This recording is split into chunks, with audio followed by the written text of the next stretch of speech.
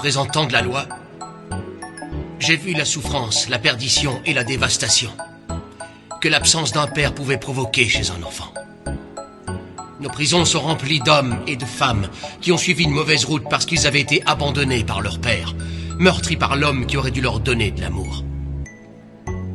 Beaucoup de ces enfants, en grandissant, sont devenus aussi irresponsables que l'homme qui les avait fait souffrir.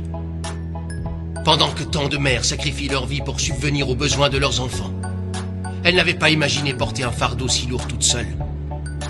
Remercions Dieu de les avoir. Mais certaines études ont prouvé qu'un enfant qui se sent complètement perdu a besoin d'un père. Et on ne peut absolument rien y faire. Comme vous le savez sûrement, ma famille a traversé une période douloureuse suite à la perte de notre fille Émilie. Sa mort m'a fait prendre conscience de certaines choses. Non seulement je n'avais jamais apprécié à sa juste valeur le temps que j'ai passé avec elle, mais aussi je n'avais pas compris à quel point était crucial mon rôle de père pour elle et pour mon fils Dylan. Depuis qu'elle est partie, j'ai demandé au Seigneur de me donner des réponses à mes questions. Comment devenir un père digne de ce nom? Je crois maintenant savoir ce que Dieu attend de chacun d'entre nous. Il faut du courage et de l'abnégation. Et peu importe le prix qu'il en coûte, nous devons nous impliquer dans la vie de nos enfants. Il faut plus que de la présence et la volonté de subvenir à leurs besoins. Il faut les accompagner tout au long de leur vie d'enfant et leur apprendre les lois que le Seigneur nous a données. Dieu est leur Père dans les cieux.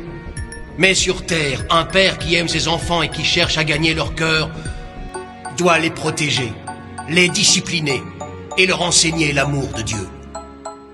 Il doit être un modèle d'intégrité et traiter les autres avec respect.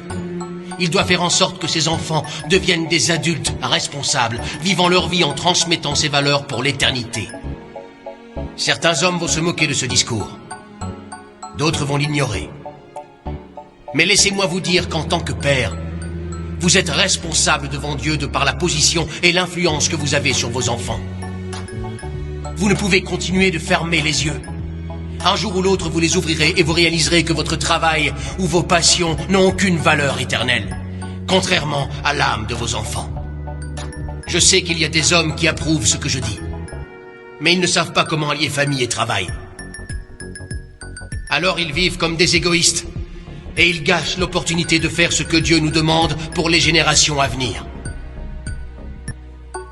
Heureusement, il y a des hommes qui acceptent de reconnaître leurs erreurs passées, des hommes qui refusent de recréer les schémas sordides qu'on leur a imposés et qui mettent toute leur force et leur âme dans l'amour que Dieu nous a donné pour que nos enfants suivent nos pas. Et aussi, quand ils le peuvent, ils aiment et ils protègent ceux qui n'ont pas eu la chance d'avoir de père, parce qu'ils ont besoin d'être guidés et notre rôle est de leur montrer la voie.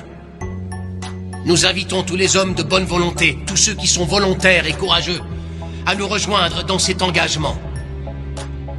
En ce qui me concerne, ma décision est prise depuis longtemps. Vous n'avez pas à me demander qui guidera ma famille, parce qu'avec l'aide de Dieu, je le ferai. Vous n'avez pas à me demander qui enseignera à mon fils le message du Christ, parce que je le ferai. Qui acceptera de protéger ma famille et veillera à ce qu'elle ne manque de rien? Je le ferai. Qui demandera à Dieu de mettre un terme au cycle des séparations qu'il y a eu dans l'histoire de ma famille? Je le ferai. Qui acceptera de prier et de bénir mes enfants avec ferveur et de les suivre dans le chemin que Dieu a tracé pour eux?